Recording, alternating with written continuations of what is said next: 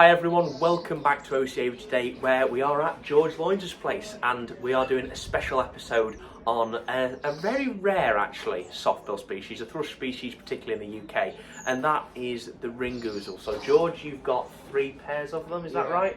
Yeah. So he's bred them this past year, he's showing them on the show bench, so we're going to learn about that today.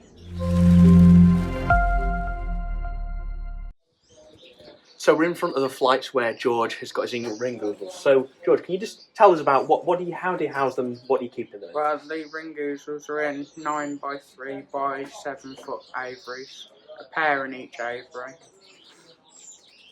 Pretty big aviary, to be fair. Yeah. Yeah, they've got Scotch pine as cover and 3 big perches in the middle. So do you put a lot of cover in for them? Are they quite flighty, or do you leave them fairly bare?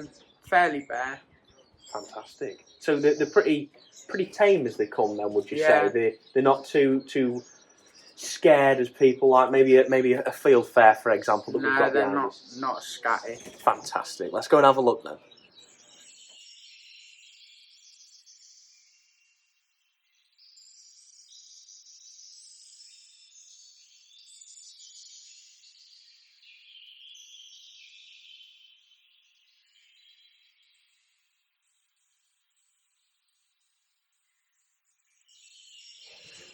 So we're inside the flights of where George is keeping his 3 pairs of ring ouzels. So a bit of background knowledge then, please, George, on the ring ouzels. So what's the habitat like in the wild? Mainly like rocky mountainside, Right. heathery kind of places. Right. So are they going to nest in the heather in the rockery? Is that expected? Yeah, quite secretive in little box type places. Right, so like obviously you've got perches in here then, and that's just how you have to keep birds in captivity. That's probably something that's quite unusual for them. Maybe higher perches like this on a moorland scene. They wouldn't really, well, except in the winter when they're eating berries, they wouldn't really sit on trees. Right, so I assume you've got to account for that in how you house them. So you've got to have these up, of course, because you've got to keep the birds fit. I assume that's a problem. You've got to keep them fit, fertility wise. But obviously the floors are also all bark chip, I believe. Yeah. So it's pretty good for them. So George, obviously the ring ouzel is fairly uncommon as it goes on the endangered list or so. So what's the distribution of these birds? Where can they be found? Mainly on moorland across the UK because they migrate here in March. Oh right, brilliant. So is there any differences between like let's say a British ring ouzel, maybe the ones that stay here? Do all the ones migrate? Is there any differences in races of the subspecies? Well, the English ones will migrate here, but the other ones will stay in their country of origin. Right. Oh, okay. So there is these differences then clearly with the ring ouzels. Is there any differences in sort of the continental birds and the English birds? This might be a slight bit of size, slightly different markings, richer colour. Right. Okay. So have you any idea? So the birds that you've got, are they of European origin, or are they British origin? Do you have any ideas? Right. Okay. Yeah. So we've got the British ring ouzel. So that's even more perfect then for a channel focused on British birds. And then what's the availability of these guys in captivity? Are they 10 a penny, or what's the deal? Not really. There ain't many about at all. Right. So they're quite a specialist thing then. Yeah. Okay. So yeah, really unusual. I mean, have you ever seen them for sale at a show or an auction? No. Okay. So it's almost a direct from breeders sort of thing then. Yeah. Okay. Perfect. Thank you.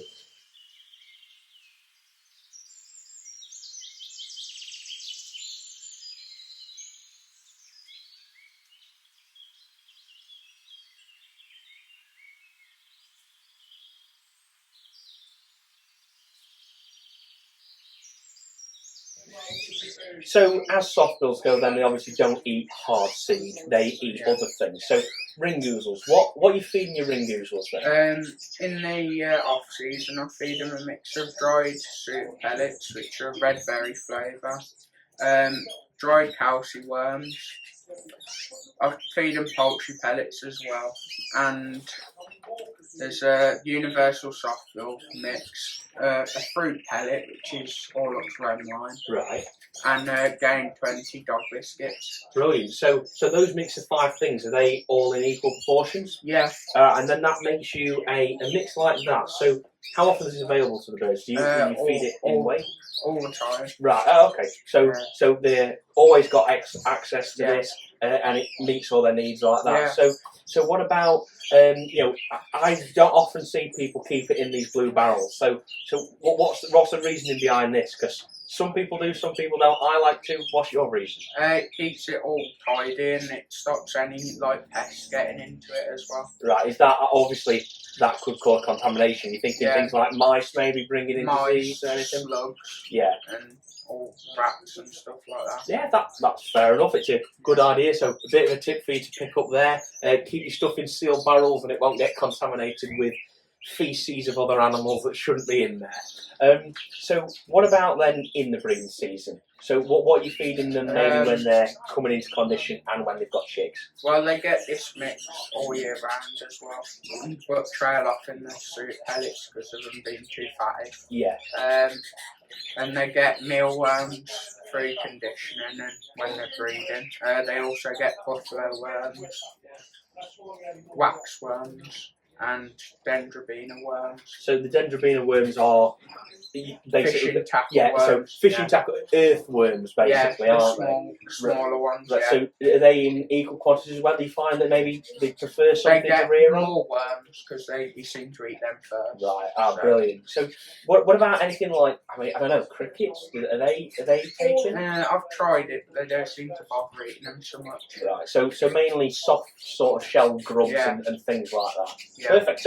So actually, would you say that's any different to maybe a blackbird or a songbuck? No, Right. not at all. So in terms of feeding and diet, they're not too dissimilar. Then. No. So would you say it's as easy to keep, and that's phrasing it easy to keep? Yeah. Yeah. Oh, brilliant. So if you was looking to get into ring ouzels and you can find some captive bred birds to bring on, then it sounds like it's something for people to consider. Yeah. Excellent. Thank you very much. So George, you've had a single season with these birds, so it was obviously your first season learning with them.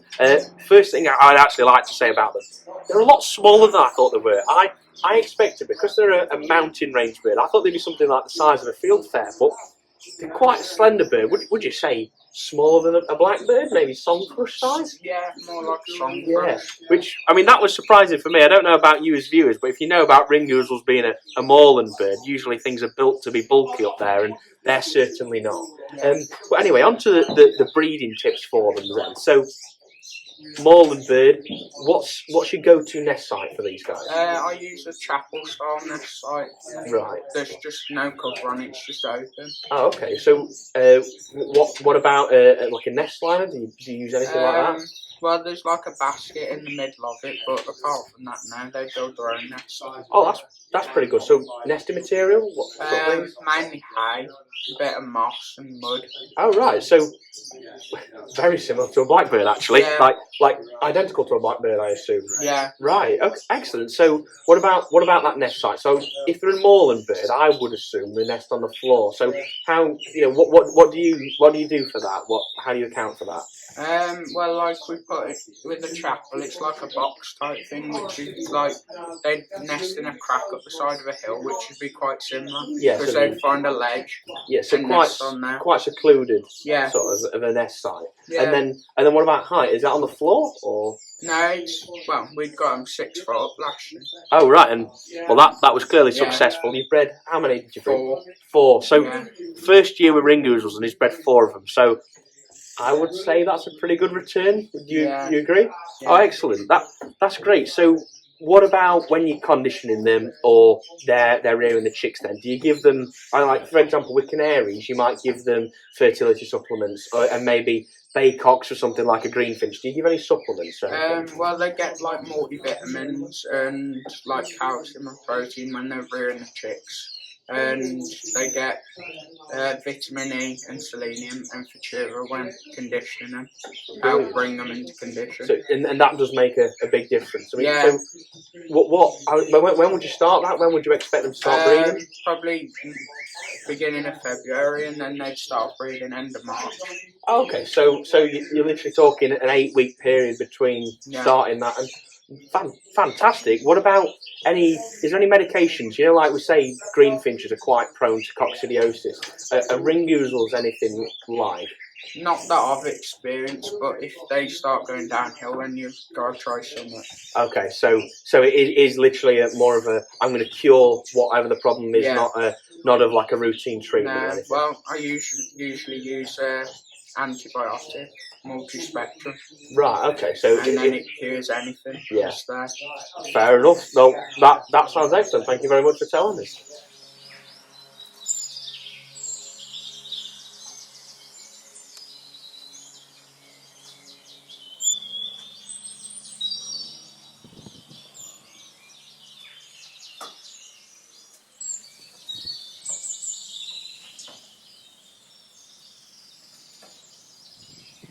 Anyway, everyone, that brings us to the end of today's episode. So, George, thank you so much for having us round to see your ring ouzels. Obviously, 3 pairs for next year. Yeah. So, keep your fingers crossed, everyone. Hopefully, you can become the ring ouzel man. So, give it a few years, build up your nice stud.